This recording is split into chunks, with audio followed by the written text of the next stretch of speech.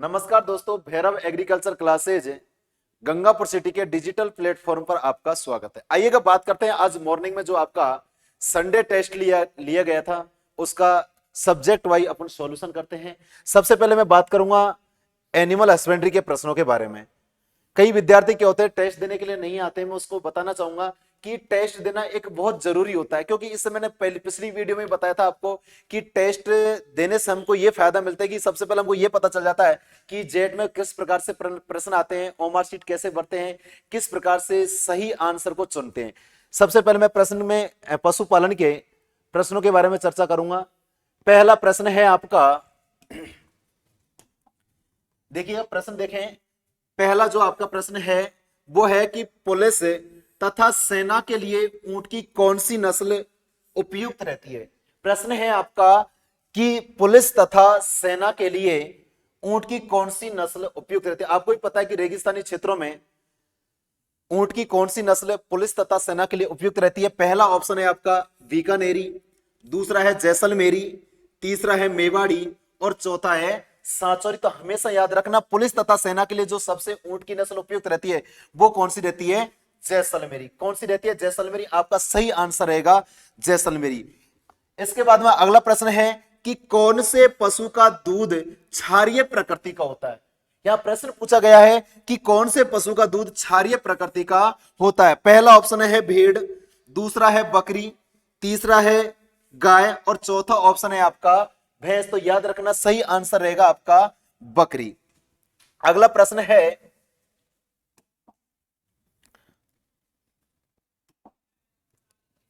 अगला प्रश्न है आपका भेड़ में पूंछ काटने की क्रिया को क्या कहते हैं। देखिए प्रश्न है आपका भेड़ में पूंछ काटने की क्रिया क्या कहलाती है, क्या कहलाती है। पहला ऑप्शन रहेगा आप इसमें आपका,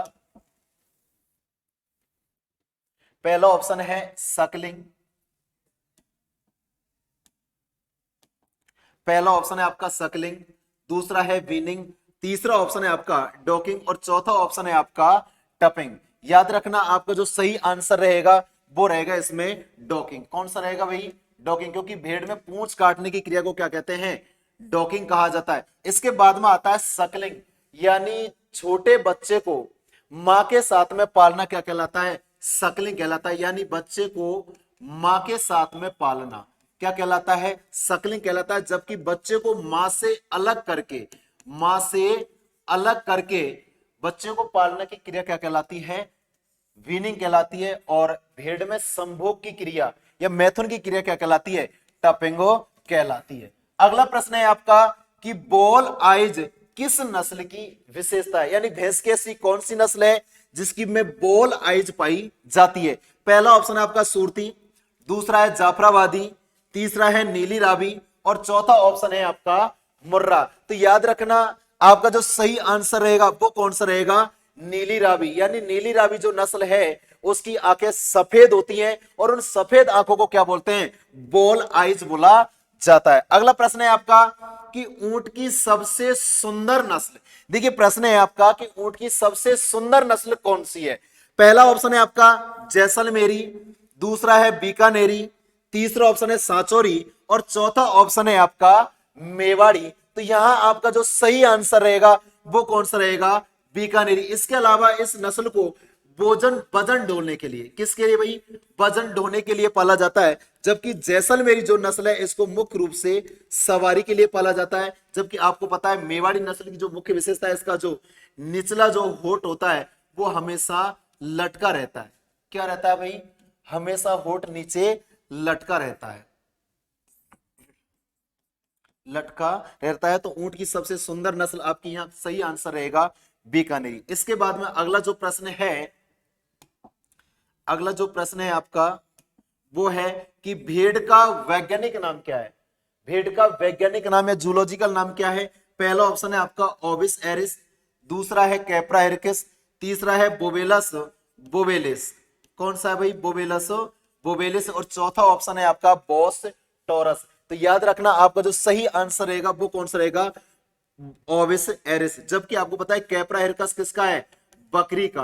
किसका है? बकरी का। बोवेलस बोवेलिस किसका है? भैंस का। जबकि आपको पता है कि बोस टॉरस किसका है, गाय की विदेशी नस्लों का जूलॉजिकल नाम है, गाय की विदेशी जूलॉजिकल नस्ल नाम है। इसके बाद में है अगला प्रश्न है, ऊंट में मैथुन की क्रिया क्या कहलाती है, ऊंट में मैथुन की क्रिया क्या कहलाती है। पहला ऑप्शन है आपका टपिंग, दूसरा है सर्विंग, तीसरा है रट और चौथा है लैम्बिंग। तो याद रखना ऊंट में जो मैथुन की क्रिया या मैटिंग या संभोग की क्रिया क्या कहलाती है, रट। इसके अलावा इसको क्या कहते हैं, मस्त भी कहा जाता है। जबकि भेड़, भेड़ में जो मैथुन की क्रिया है वो क्या कहलाती है, टपिंग। सर्विंग, गाय और भैंस में, गाय भैंस में जो मैथुन की क्रिया है वो क्या कहलाती है, सर्विंग। जबकि भेड़ में बच्चे देने की क्रिया या ब्याने की क्रिया को क्या कहा जाता है, लैम्बिंग। जबकि भेड़ के बच्चे को लैम्ब कहा जाता है। अगला जो प्रश्न है आपका वो है गाय की नस्लों से, और प्रश्न है कि अमृत महल कौन से पशु की नस्ल है। देखिए मैंने कई बार बता दिया कि नस्लों में सबसे आसान प्रश्न यह था, जब भी हम किसी नस्ल के बारे में चर्चा करते हैं तो हमें सबसे पहले यह पता होना चाहिए कि जिस नस्ल के बारे में पढ़ रहे हैं वो नस्ल कौन से पशु की है। और प्रश्न है आपका कि अमृत महल कौन से पशु की नस्ल है। ऑप्शन है आपका गाय, भैंस, भेड़, बकरी। तो यहां आपका राइट जो आंसर रहेगा वो कौन सा रहेगा, गाय। और आपको यह भी पता होना चाहिए कि अमृत महल गाय की एक कैसी नस्ल है, बहार वाहक नस्ल है। कौन सी नस्ल है, बहार वाहक नस्ल। इसके बाद में अगला प्रश्न है आपका कि बकरी की कौन सी नस्ल एक साथ कितने बच्चों को जन्म देती है भाई, 2 बच्चों को। यानी बकरी की ऐसी कौन सी नस्ल है जो एक साथ में 2 बच्चों को जन्म देती है। तो याद रखना पहला ऑप्शन है आपका जमुनापारी, दूसरा है बारवरी, तीसरा है सिरोही और चौथा ऑप्शन है आपका बीटल। तो याद रखना आपका यहां सही आंसर रहेगा वो कौन सा रहेगा, बारवरी रहेगा। इस नस्ल की यह मुख्य विशेषता यह है कि यह एक साथ में 2 बच्चों को जन्म देती है। और इस नस्ल को शहरों में, कहां पर भाई, शहरों में आसानी से बांधकर पाला जा सकता है। इसलिए इस नस्ल का अन्य नाम किस, सिटी गोट के नाम से भी इस नस्ल को जाना जाता है। अगला प्रश्न है आपका कि केंद्रीय भेड़ एवं ऊन अनुसंधान संस्थान कहां पर स्थित है। प्रश्न है आपका कि केंद्रीय भेड़ एवं ऊन अनुसंधान संस्थान कहां पर स्थित है। पहला ऑप्शन है आपका दुर्गापुरा, दूसरा ऑप्शन है अंबिकानगर टोंक, तीसरा ऑप्शन है जोहड़बीड़ बीकानेर और चौथा ऑप्शन है आपका सेवर भरतपुर। तो याद रखना केंद्रीय एवं भेड़ ऊन अनुसंधान संस्थान कहां पर है, अंबिकानगर टोंक में है। जबकि आपको पता है कि जोहड़बीड़ बीकानेर में राष्ट्रीय ऊंट अनुसंधान केंद्र है। जबकि सेवर भरतपुर में क्या है, सरसों अनुसंधान केंद्र। जबकि आपका सही आंसर यहां क्या रहेगा, अंबिकानगर टोंक। ये पशुपालन के आपके प्रश्न थे, काफी अच्छे थे। एग्जाम की दृष्टि से कई बार इन प्रश्नों को जेट, आईसीआर, बीएचओ में पूछ लिया गया है। अब इसके बाद में पवन जी सर आपको सस्य विज्ञान के प्रश्नों को सॉल्व कराएंगे। आइए सर।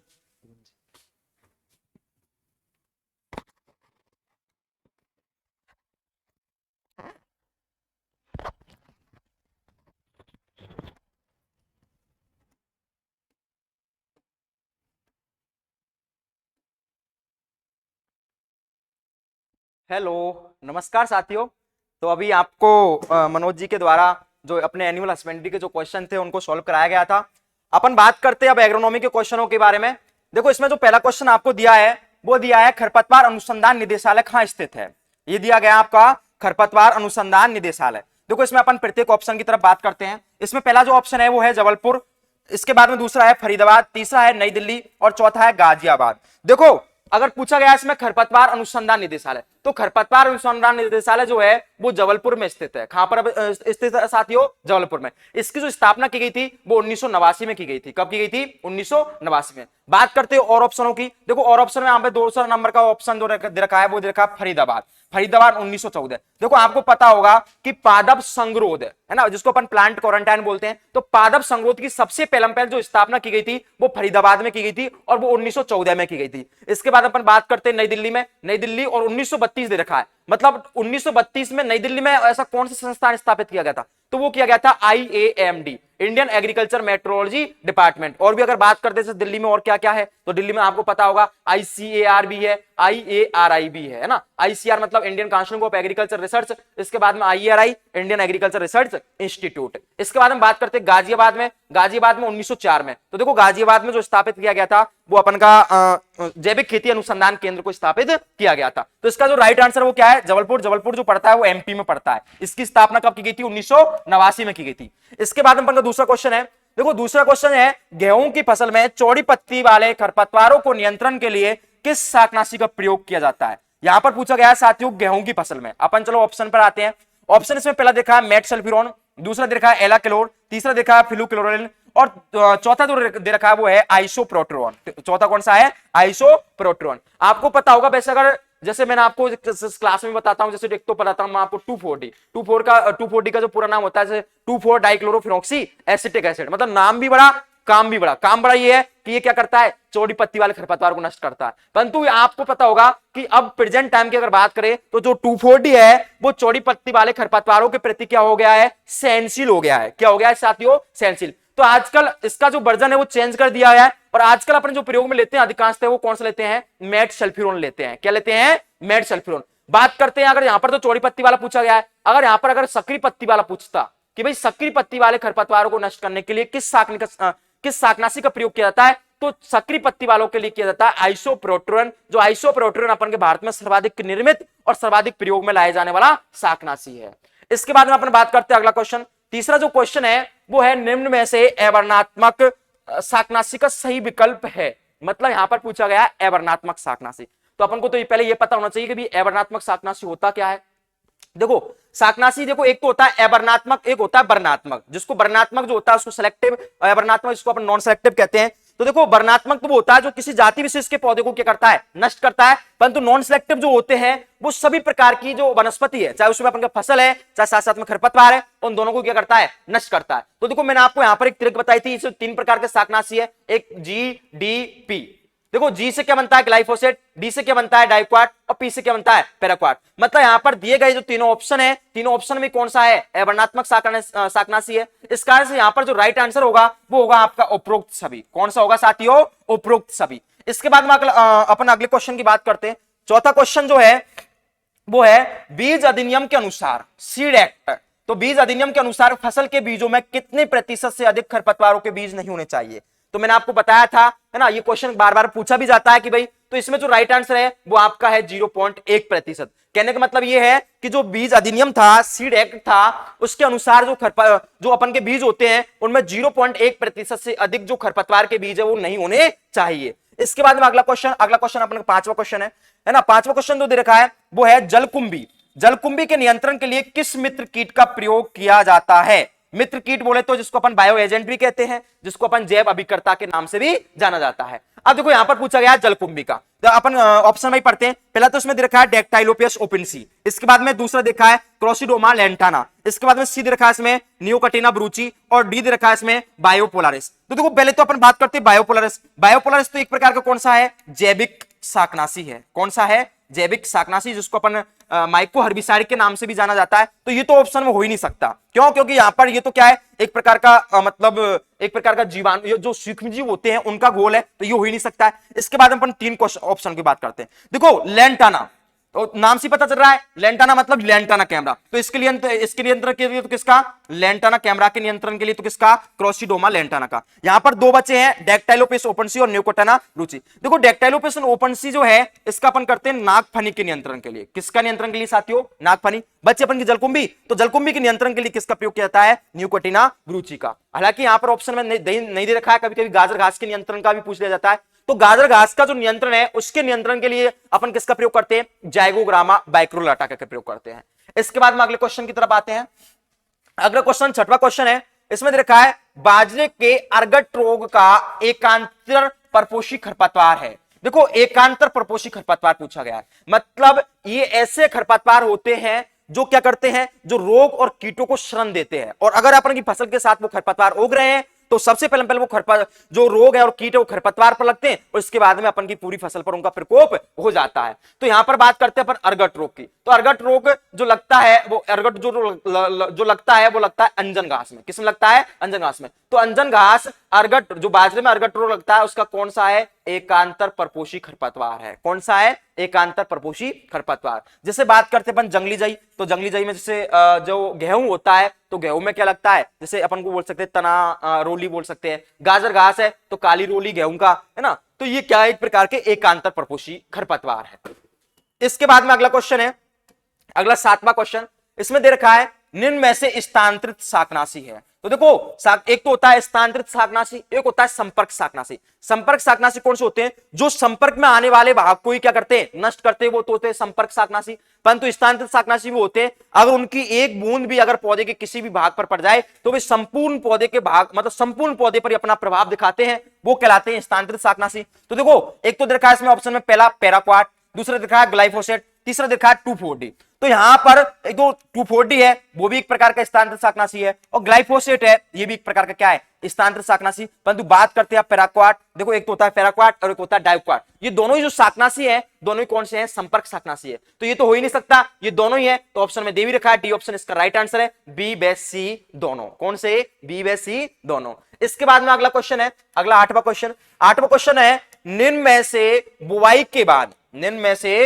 के बाद व अंकुरण से पहले प्रयोग किए जाने वाला शाकनाशी है जिसको अपन प्री इमर्जेंस कहते हैं। क्या कहते हैं? Pre emergence. तो देखो मैंने आपको इसमें ट्रिक भी बताई थी, यहां पर 5 शाकनाशियों के मैंने आपको नाम बताया था जिसका ट्रिक थी MA पास। कौन सी ट्रिक थी? MA पास। मेट्रिब्यूजिन, एलाक्लोर, फेंडामिथिलिन, एट्राजिन और सीमाजिन। अब देखो इसमें कौन सा दे रखा है? यहाँ पर फ्लूक्लोरिन। इसका प्रयोग जो करते हैं अपन वो मृदा में करते हैं और वो बुवाई से पहले करते हैं, है ना। इसका जो व्यापारिक नाम है वो वैसालिन है और इसका ज्यादातर प्रयोग आपने देखा होगा फ्लूक्लोरिन का। जितनी भी दलहनी वाली फसल होती है उनमें अपन फ्लूक्लोरिन का प्रयोग करते हैं। आइसोप्रोटोन आपको पता है सक्रिय पत्ती वाले खरपतवारों के लिए। किसके लिए? सक्रिय। तो तुम पता है जब पौधे बड़े हो जाते हैं जब तो अपन पहचान पाएंगे कि सक्रिय पत्ती वाला है कि चौड़ी पत्ती वाला खरपतवार है। तो आइसोप्रोटोन जो है वो तो अपन खड़ी फसल में प्रयोग करते हैं। कब करते हैं? खड़ी फसल में। ऐसी 2,4-D है, 2,4-D का अपन चौड़ी पत्ती वाले खरपतवार के लिए। तो जब पौधा बड़ा हो जाएगा, खरपतवार का जब पौधा बड़ा हो जाता है तभी जाके अपन उसको डिफाइन कर पाते हैं। तो इसका आंसर ये भी इसका आंसर नहीं है। तो इसका जो राइट आंसर है वो कौन सा है? पेंडामिथिलिन। तो पेंडामिथिलिन का जो प्रयोग किया जाता है वो बुवाई के बाद व अंकुरण से पहले इसका प्रयोग किया जाता है। इसके बाद में अपन का अगला क्वेश्चन है 10वां क्वेश्चन। 10वां नहीं है, इससे पहले अपन का 9वां क्वेश्चन है। यहां पर देखो 9वां क्वेश्चन है आत्मघाती अंकुरण किस खरपतवार से संबंधित है? यहां पर पूछा गया खरपतवार आत्मघाती अंकुरण जिसको अपन बोलते हैं सुसाइडल जर्मिनेशन। तो देखो सुसाइडल जर्मिनेशन जो संबंधित है इसमें ऑप्शन में क्या क्या है वो पहले वो देखते हैं। ऑप्शन में पहला ऑप्शन दे रखा है अमरबेल। क्या दे रखा है? अमरबेल। दूसरा है दूब घास, तीसरा है जंगली रूखड़ी और जो चौथा है वो है सत्तनाशी। देखो जंगली रूखड़ी है इसको अपन स्ट्राइगा भी कहते हैं। क्या कहते हैं? स्ट्राइगा ही कहते हैं। अमरबेल है इसको अपन कस्कूटा और डोडर भी कहा जाता है। क्या कहा जाता है? कस्कूटा और डोडर। आपको पता होगा देखो स्ट्राइगोल एक घोल होता है जो स्ट्राइगोल जो क्या है एक प्रकार का जो कपास की जड़ें होती है उससे स्त्रावित होता है। अब ये जो संबंधित है तुम पता हो तो सबसे पहले उसमें क्या कर देते हैं? स्ट्राइगोल का अपन घोल का छिड़काव कर देते हैं जिससे स्ट्राइगा क्या हो जाता है? बढ़ जाता है। और इसके बाद में इसको किसके द्वारा अपन नियंत्रण करते हैं? इथाइलिन के द्वारा। इथाइलिन हार्मोन का प्रयोग करेंगे जिससे स्ट्राइगा क्या हो जाएगा? मर जाएगा। मतलब अपन ऐसे बोलते हैं उसने क्या कर लिया है? क्या कर लिया है? मतलब उसने मतलब वही कर लिया, सुसाइड कर लिया है। तो इसी कारण से उसको क्या कहा जाता है? आत्मघाती अंकुरण। तो आत्मघाती अंकुरण जो संबंधित है वो स्ट्राइगा, मतलब स्ट्राइगा का दूसरा नाम यहां पर दिया हुआ है। तो इसका राइट आंसर क्या होगा? जंगली रूखड़ी। क्या होगा साथियों? जंगली रूखड़ी। इसके बाद में अपन का 10वां क्वेश्चन आता है। 10वां क्वेश्चन पूछा गया है C4 पादपों का ये अर्थ नहीं है, ये अर्ध है ना, ये ना C4 पादपों का अर्ध जड़ परजीवी खरपतवार। देखो जितने भी परजीवी खरपतवार होते हैं उनमें से आपको क्वेश्चन पूछा जाता है। मैंने आपको एक ट्रिक भी बताई थी CLOS, है ना। जो कस्कुटा जो होता है वो होता है आपका पूर्ण तना परजीवी। लेरेंथस जो होता है वो होता है अर्ध तना परजीवी। औरवंकी जो होता है वो होता है पूर्ण जड़ परजीवी। और इसके बाद में स्ट्राइगा जो आता है वो आता है अपन का अर्ध जड़ परजीवी। तो यहां पर अर्ध जड़ परजीवी पूछा गया है और साथ साथ में तुम पता है अर्ध जड़ परजीवी जो खरपतवार है वो ज्यादातर जो किस्म लगते हैं C4 पादपों लगते हैं। जैसे बात करते हैं बाजरा, ज्वार, गन्ना और मक्का में। तो यहां पर कौन सा? स्ट्राइगा। कौन सा? स्ट्राइगा साथियों। तो C4 पादपों का अर्ध परजीवी खरपतवार कौन सा है? यहां पर स्ट्राइगा है। कौन सा है? स्ट्राइगा। बात करते हैं डोडर, वैसे आपको बताया था अभी अमरवेल। अमरवेल जो लगता है वो एक प्रकार का पूर्णतः परजीवी खरपतवार है, और वो परजीवी किसका है? रिंजके का है। किसका है? रिंजके का। इसके बाद में अपन बात करते हैं अगला क्वेश्चन। अगला क्वेश्चन अपन का 11वां क्वेश्चन, गेहूं का आपत्तिजनक खरपतवार है। देखो यहां पर पूछा गया आपत्तिजनक खरपतवार। आपत्ति मतलब जब अगर किसी फसल या किसी खरपतवार के बीज अपन की फसल के बीज में अगर मिल जाते हैं तो उनको अलग करना एक जटिल होता है, मतलब एक प्रकार का आपत्तिजनक काम है ना, तो वो होते हैं आपत्तिजनक खरपतवार। अब यहां पर ऑप्शन में पहले देखा गेहूंसा, नहीं गेहूंसा तो तुमको पता होगा इसका नकलची खरपतवार है। इसका कौन सा खरपतवार है? नकलची या अनुकारी खरपतवार है। बात करते बथुआ, बथुआ इसका चौड़ी पत्ती वाला खरपतवार है। बात करते कृष्णनील, कृष्णनील भी इसकी जो कृष्णनील के बीज होते हैं वो भी गेहूं के बीज के समान नहीं होते हैं, तो किसके होते हैं साथियों? हिरनखुरी के होते हैं। किसके होते हैं? हिरनखुरी के। तो गेहूं का जो आपत्तिजनक खरपतवार है वो कौन सा है? हिरनखुरी है। कौन सा है? हिरनखुरी। अगर यहां पर पूछ ले जाता कि गेहूं का अनुकारी या फिर नकलची खरपतवार कौन सा है, तो वो होता गेहूंसा। कौन सा होता साथियों? गेहूंसा। इसके बाद में नेक्स्ट क्वेश्चन की ओर बढ़ते हैं। इसके बाद में अपन का 12वां क्वेश्चन है। 12वां क्वेश्चन है सत्तनाशी का जो प्रकीर्णन है वो किस विधि द्वारा होता है?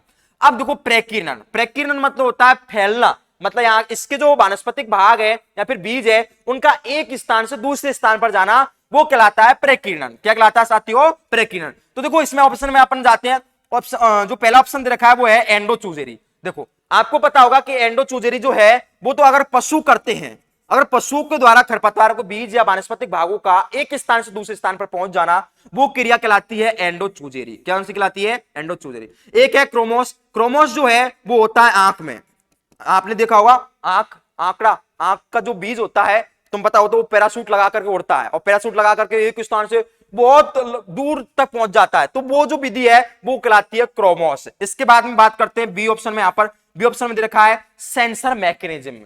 अब देखो आपको पता होगा सत्तनाशी की जो फलियां होती है ना, जब वो पक जाती है तो एकदम झटका से खुलती है, जैसे चट करती है, और इसके बाद जैसे चट करती है तो वो दबाव बनता है, दबाव के कारण जो बीज है वो इधर उधर दूर दूर उछल जाते हैं, तो वो जो तकनीक होती है वो कहलाती है सेंसर मैकेनिज्म तकनीक। और ये क्या है? सत्तनाशी में प्रकीर्णन की एक विधि है। तो सत्तनाशी में प्रकीर्णन की विधि जो है वो है साथियों सेंसर मैकेनिज्म तकनीक। इसके बाद में अगला क्वेश्चन है। अगला क्वेश्चन जो दे रखा है वो है एक बीजपत्री खरपतवार है। देखो एक बीजपत्री पूछा गया है, मतलब जिसका जो बीज है उसमें सिर्फ और सिर्फ एक ही पत्र हो, वो कहलाता है एक बीजपत्री खरपतवार। देखो बात करते हैं यहां पर, मैंने आपको एक ट्रिक भी बताई थी कि जितनी भी सक्रिय पत्ती वाले खरपतवार होते हैं वो सभी कैसे होते हैं? एक बीजपत्री होते हैं, और जितने भी जो चौड़ी पत्ती वाले होते हैं वो कैसे होते हैं? दो बीजपत्री होते हैं। परंतु मैंने आपको एक उसमें अपवाद बताया था, और वो अपवाद मैंने आपको बताया था जलकुंभी का। किसका बताया था साथियों? जलकुंभी। जलकुंभी जो पौधा है वो कैसा है? चौड़ी पत्ती वाला है, परंतु एक प्रकार का कैसा है? एक बीजपत्री है। कैसा है साथियों? एक बीजपत्री। तो यहां पर देखो एक बीजपत्री पूछा गया है, तो गेहूंसा है सक्रिय पत्ती होती है एक बीजपत्री, दूब घास सक्रिय पत्ती होती है एक बीजपत्री, और जलकुंभी है आपको अपवाद है ये, है ना, तो मतलब चौड़ी पत्ती होती है परंतु होता कैसा है? एक बीजपत्री। तो यहां पर दिए गए जो तीनों ऑप्शन है वो तीनों के तीनों कौन से हैं? एक बीजपत्री है। तो इस कारण से इसका जो राइट आंसर है वो डी, मतलब उपरोक्त सभी। कौन सा है साथियों? उपरोक्त सभी। इसके बाद में अपन का अगला क्वेश्चन आता है 14वां क्वेश्चन। 14वें क्वेश्चन में साइलेज बनाने में किस खरपतवार का प्रयोग किया जाता है? पहले तो अपन को पता होना चाहिए साइलेज। देखो साइलेज एक प्रकार का संरक्षित चारा होता है, साइलेज है और हे है। अगर पूछ ले जाए सबसे अच्छी साइलेज किसकी बनती है, तो बनती है मक्का की, और बात पूछ ले जाए सबसे अच्छी हे, तो हे जो बनती है वो बरसीम की बनती है। किसकी बनती है साथियों? बरसीम की। अब देखो यहां पर तो पूछा गया साइलेज बनाने के लिए किस खरपतवार का प्रयोग किया जाता है, तो देखो साइलेज बनाने के लिए जो किया जाता है वो किया जाता है जलकुंभी का। किसका प्रयोग किया जाता है साथियों? जलकुंभी का यहां पर साइलेज बनाने के लिए प्रयोग किया जाता है। इसके बाद में अगला क्वेश्चन है। अगला क्वेश्चन जो है वो है मानव में अस्थमा रोग से संबंधित खरपतवार है। अस्थमा मतलब खांसी का एक बड़ा रूप जो अस्थमा होता है। देखो यहां पर बात आती है, पहला जो ऑप्शन है वो है गाजर घास, दूसरा है बरू, तीसरा है जंगली गोभी, और चौथा है वो है सत्यानाशी। देखो गाजर घास जो है उसके द्वारा ही मानव में क्या होता है? अस्थमा। देखो पहले तो आपको पता होगा कि गाजर घास से जो परागकण होते हैं, इसके गाजर घास के जो परागकण अगर अपन की त्वचा से स्पर्श हो जाते हैं तो कौन सा रोग हो जाता है? खुजली, जिसको अपन चर्म रोग भी कहते हैं। क्या कहते हैं साथियों? चर्म रोग। परंतु अगर ये परागकण ज्यादा मात्रा में है, अगर ज्यादा मात्रा में है तो अपन वहां पर रहेंगे तो अपन सांस लेंगे, और सांस लेंगे तो अपन को जो परागकण है वो नाक के द्वारा अपन कहां पर जम जाएंगे? गले में जम जाएंगे, जिससे अपन को खांसी होगी, और अगर खांसी ज्यादा मात्रा में हो गई तो वो कौन सा रूप ले लेगी? अस्थमा। और अस्थमा भी अगर ज्यादा रूप हो जाए तो वो कौन सा रूप बन जाता है? टीबी का रूप बन जाता है। तो इस कारण से आपसे पूछ ले जाए या तो खांसी रोग किससे संबंधित है, किस खरपतवार से है, चाहे अस्थमा रोग पूछ ले जाए, तो चर्म रोग पूछ ले जाए, तो ये इसका राइट आंसर जो जाएगा वो कौन सा जाएगा साथियों, गाजर घास। कौन सा जाएगा, गाजर घास। अपनी तो 15 क्वेश्चन है एग्रोनॉमी के वो हुए कंप्लीट। इसके बाद में अपन के जो आते हैं वो एग्रीकल्चर केमिस्ट्री के, सॉइल साइंस के जो क्वेश्चन आते हैं और इनको आपको बताएंगे विक्रम जी सर। तो विक्रम जी सर चल रहा हूं।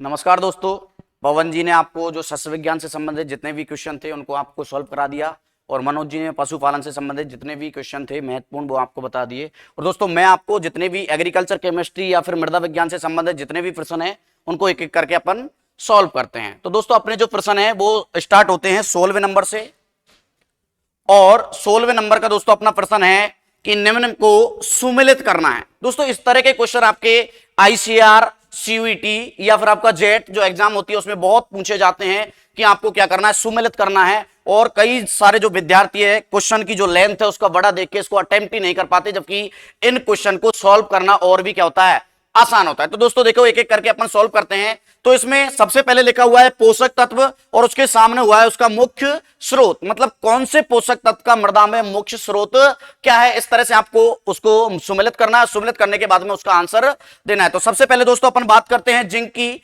जिंक का मैंने आपको मृदा में मुख्य स्रोत बताया था, वो बताया था क्या, स्फेलराइट। क्या बताया था दोस्तों, स्फेलराइट। तो सबसे पहले आपका फर्स्ट वाला ऑप्शन आएगा। उसके बाद में दोस्तों आपको मैंने बताया था निकिल, आपको मैंने बताया था निकिल का कि सांप निकल जाएगा। तो यहां पर निकिल का जो है मुख्य स्रोत होता है वो होता है दोस्तों सर्पेंटाइन। तो पहला आएगा वहां पर 1, दूसरा आएगा 3। उसके बाद में दोस्तों अगला है आपका कॉपर। कॉपर के लिए मैंने आपको बताया था चाल को पायराइट। तो यहां पर 1, 3, 4 और बचा कुछ आपका क्या बचा है, बोरॉन। तो बोरॉन के लिए मैंने आपको एक ट्रिक बताई थी, वो बताई थी बीटी। तो यहां पर आपका जो सही आंसर है वो जाएगा 1342। क्या जाएगा, 1342। तो आपका जो सही आंसर है वो होगा 1342। सी वाला जो ऑप्शन है वो आपका सही आंसर होगा।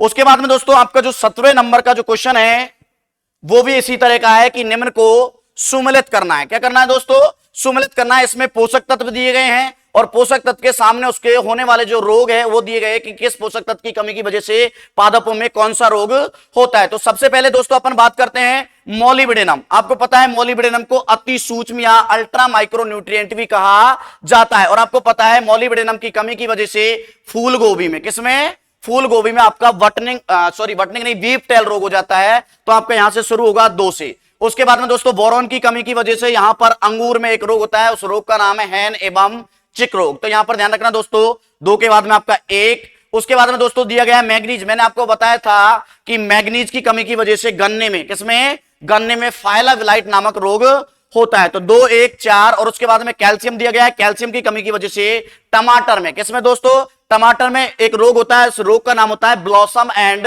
रॉट। या कई बार दोस्तों ये इस तरह से भी हो जाता है कि टमाटर में बेर रोग किस पोषक तत्व की कमी की वजह से होता है, तो वो होता है दोस्तों कैल्शियम की कमी की वजह से। तो आपका सही आंसर होगा 2, 1, 4 और 3। तो यहां पर 2, 1, 4, 3 जो आपका बी वाला ऑप्शन है वो दोस्तों आपका सही आंसर जाएगा। उसके बाद में दोस्तों 17वें नंबर का क्वेश्चन है, उसी तरह का क्वेश्चन है दोस्तों। इस तरह के क्वेश्चन को सॉल्व करने का मजा और फायदा इसलिए आता है क्योंकि इस वाले जो सुमेलित करने वाले इसमें एक क्वेश्चन की नहीं, आपको 4 क्वेश्चनों के आंसर अच्छी तरीके से हो जाते हैं। और इस तरह के क्वेश्चन को आप सॉल्व करोगे तो आपके क्वेश्चन सही होने के ज्यादा चांसेस रहते हैं। उसके बाद में दोस्तों अपन बात करते हैं, इधर तो दिए गए पोषक तत्व और सामने दिया गया है कि किस जो एंजाइम है या किस तत्व का वो मुख्य घटक माना जाता है। तो सबसे पहले दोस्तों अपन बात करते हैं जिंक की। ध्यान रखना दोस्तों, जिंक जो है कार्बोनिक एनहाइड्रेज, जो ऑक्सीजन जो पादप हार्मोन होता है उसके जो संश्लेषण के लिए मुख्य जो एंजाइम होता है वो होता है कार्बोनिक एनहाइड्रेज। तो जिंक जो होता है कार्बोनिक एनहाइड्रेज एंजाइम होता है, उसका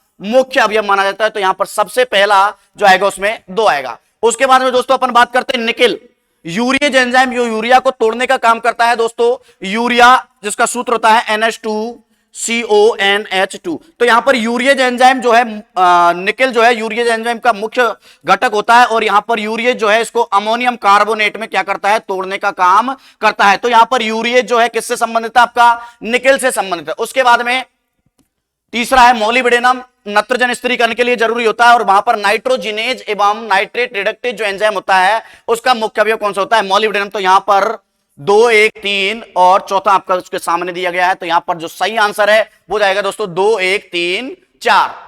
यहां पर ऑप्शन नहीं है तो दोस्तों जो सी वाला ऑप्शन है ये आपको मैंने राइट करवाया था और वहां पर जो सही ऑप्शन है वो सी आएगा 2 1 3 4।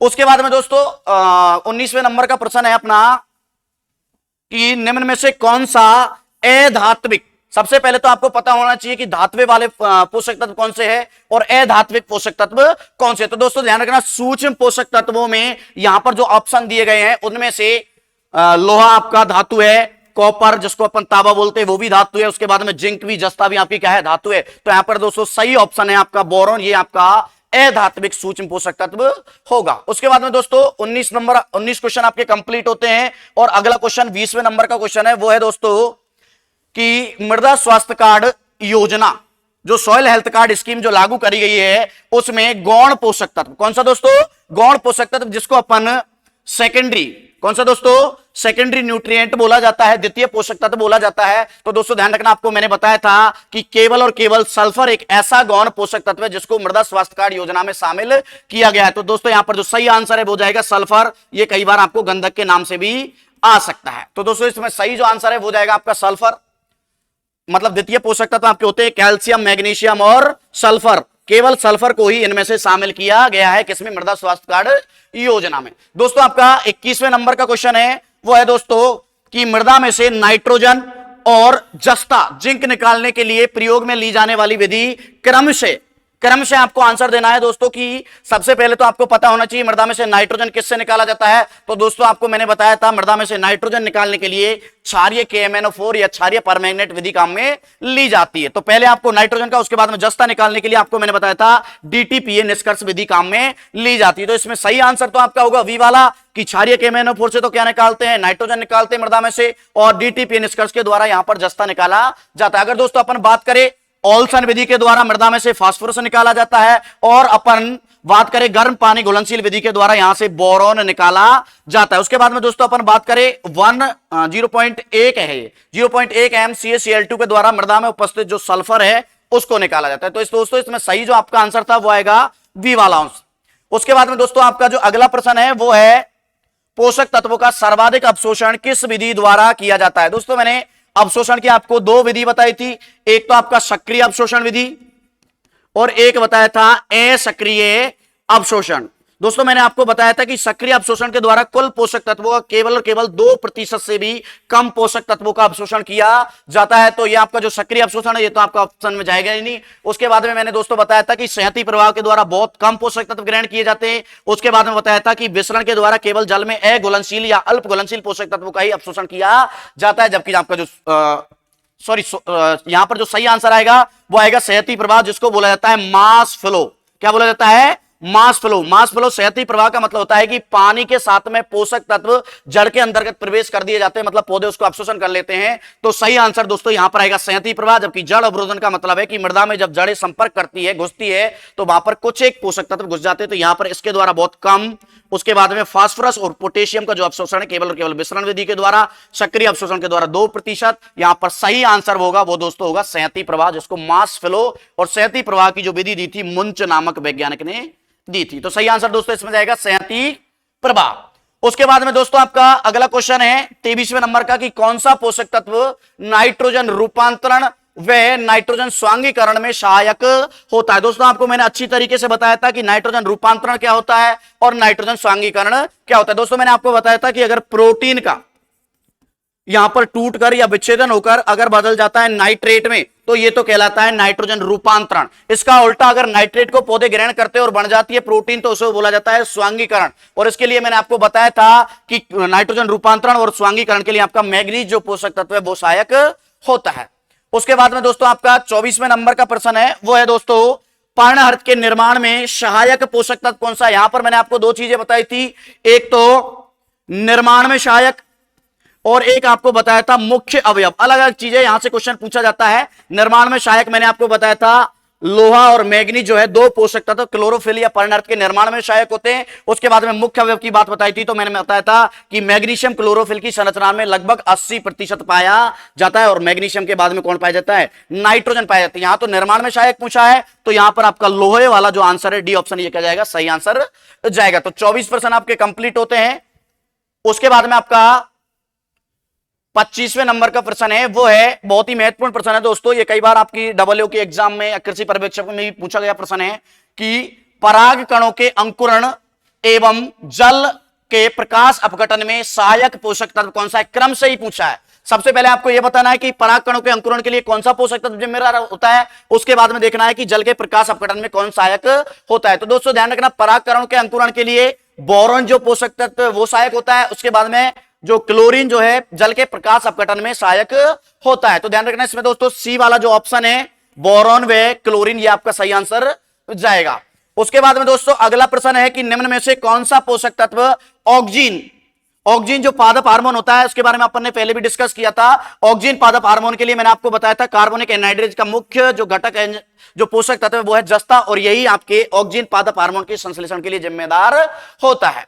उसके बाद में दोस्तों अगला जो आपका प्रश्न है वो है फास्फोरस का सर्वाधिक अवशोषण कितने पीएच पर होता है। दोस्तों मैंने आपको बताया था सबसे पहले कि फास्फोरस को पौधे किस किस रूप में ग्रहण करते हैं। मैंने आपको बताया था कि H2PO4 माइनस, सबसे ज्यादा जो पौधे हैं H2PO4 माइनस के रूप में। उसके बाद में मैंने बताया था HPO4 माइनस 2। तो ध्यान रखना दोस्तों सबसे ज्यादा पौधे H2PO4 माइनस को ग्रहण करते हैं और H2PO4 की उपलब्धता या सक्रियता वहां पर 6.5 पीएच पर रहती है। तो सबसे ज्यादा उपलब्धता कौन से फॉर्म की रहती है? H2PO4 माइनस की, और 6.5 पीएच पर सबसे ज्यादा उपलब्ध होगा, तो सबसे ज्यादा ग्रहण भी 6.5 पीएच पर किया जाएगा। उसके बाद में दोस्तों अपना जो 28वें नंबर का प्रश्न है वो है दोस्तों सुमेलित करना है। वही आपका वज्र गुणा करके आपको सुमेलित करना है और सही आंसर देना है कि ऐसा कौन सा पोषक तत्व है जो मूल गौप और मूल रौन के निर्माण में सहायक होता है। तो दोस्तों ध्यान रखना, कैल्शियम जो पोषक तत्व है वो मूल गौप, जड़ों का आपने जड़ की संरचना पढ़ी होगी, तो एक आपने पढ़ा होगा मूल गौप जो नीचे नीचे का हिस्सा होता है।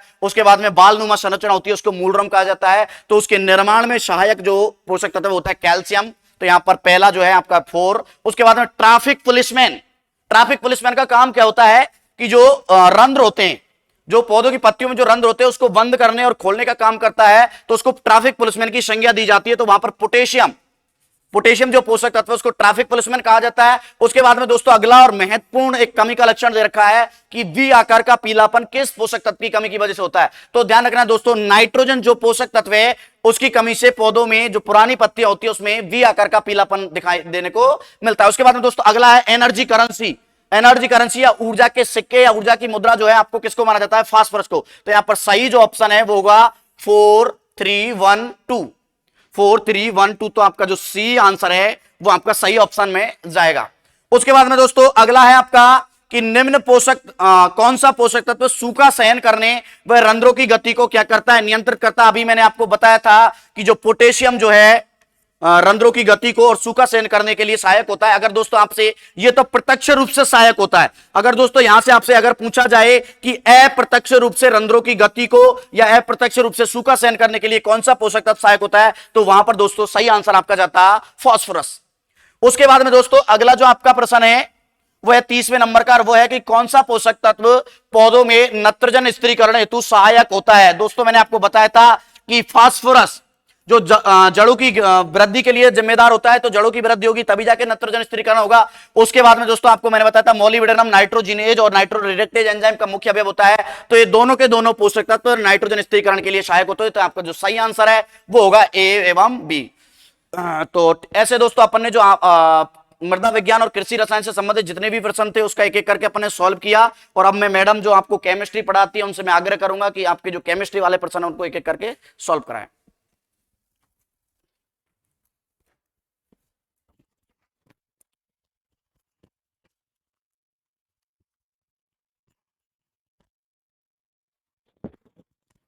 हेलो, तो अब हम केमिस्ट्री के क्वेश्चंस को सॉल्व करते हैं।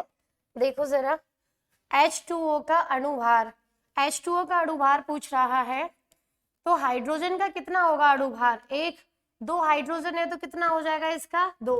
एक ऑक्सीजन का कितना होता है? 16। टोटल कितना हो गया इनका 18 यूनिट, कितना हो गया 18 यूनिट। तो क्या आंसर आएगा आपका option number A 18 unit. Electron पर लगने वाला अभिकेंद्रीय बल, अभिकेंद्रीय बल आपको क्या बताया गया था, JD squared upon r squared. ये कौन सा ऑप्शन होगा आपका अभिकेंद्रीय बल का, JD squared upon r squared. M b squared upon r कौन सा ऑप्शन है आपका, अपकेंद्रीय बल का है। कौन सा ऑप्शन है आपका, अपकेंद्रीय बल का। अपकेंद्रीय बल होगा तो ये होगा, अभिकेंद्रीय बल है तो ये होगा। कब लगता है ये, जब इलेक्ट्रॉन किसी कक्ष में चक्कर लगाता है तो उस पर दो बल कार्य करते हैं, एक केंद्र की ओर लगने वाला बल जिसे अभिकेंद्रीय बल कहते हैं, एक केंद्र से पीछे की ओर केंद्र से दूर लगने वाला बल जिसे अपकेंद्रीय बल कहते हैं। नेक्स्ट MBI कुछ है नहीं और बाकी के ऑप्शन सब रॉन्ग है। बोर के अनुसार इलेक्ट्रॉन केवल उन्हीं कक्षाओं में घूम सकता है जिसका कोणीय संवेग कितना होना चाहिए, NH/2π का पूर्ण गुणज होता है। कितना होता है, NH/2π का पूर्ण गुणज होता है। इलेक्ट्रॉन केवल उन्हीं कक्षों में चक्कर लगा सकते हैं जिनका कोणीय संवेग NH/2π का पूर्ण गुणज होता है। ओके, नेक्स्ट देखते हैं अगला।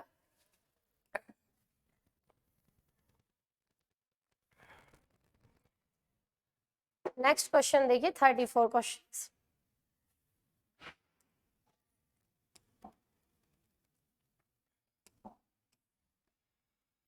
बोर के अनुसार कक्ष की त्रिज्या, अगर कक्ष की त्रिज्या की बात करें तो उसका फॉर्मूला क्या बताया गया था आपको, 0.529 into n square upon Z.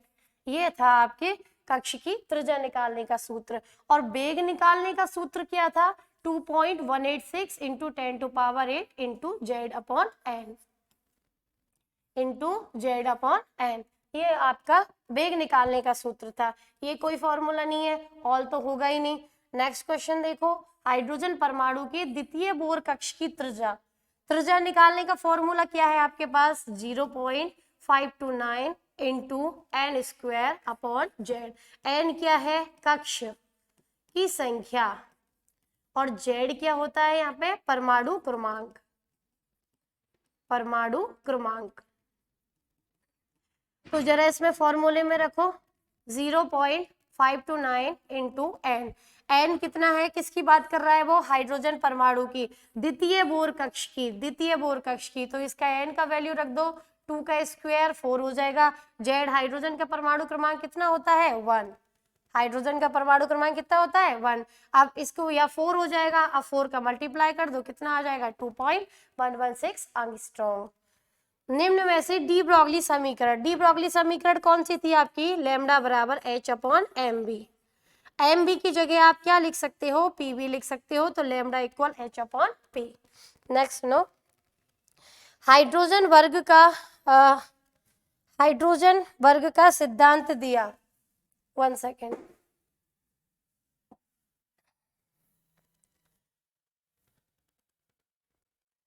Hydrogen वर्ग नहीं है ये, 1 सेकेंड, हाइड्रोजन वर्ग नहीं है ये हाइजेन वर्ग है, हाइजेन वर्ग।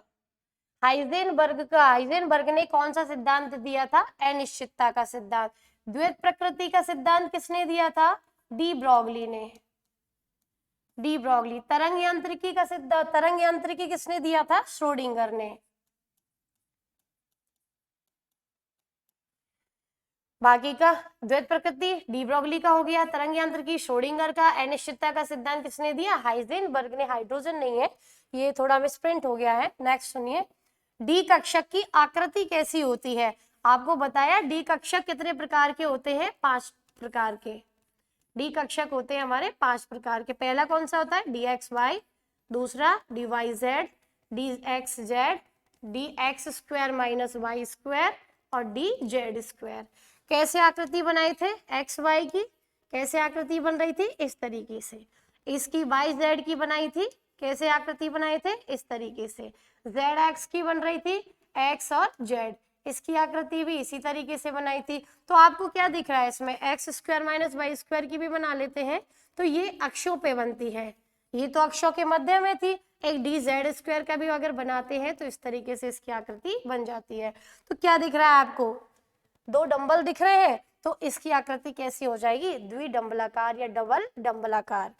नेक्स्ट, कक्ष में इलेक्ट्रॉनों की अधिकतम संख्या की बात कर रहे हैं, तो हम कैसे बढ़ सकते हैं उसको, कौन सा फॉर्मूला है हमारा, 2n²।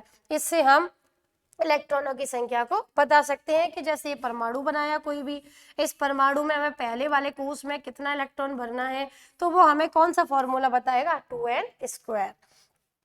कक्ष व कक्षक हैं। कक्ष कैसे होते हैं, कक्ष होते हैं द्विविमीय और कक्षक होते हैं त्रिविमीय। कक्ष होते हैं द्विविमीय और कक्षक होते हैं त्रिविमीय। बाकी और ऑप्शन तो सभी रॉन्ग है। नेक्स्ट सुनेंगे अगला। अच्छा, 40 questions. Okay, our chemistry questions have completed. So biology questions. अच्छा पवन जी सर आपको नेक्स्ट सॉल्यूशन कराएंगे।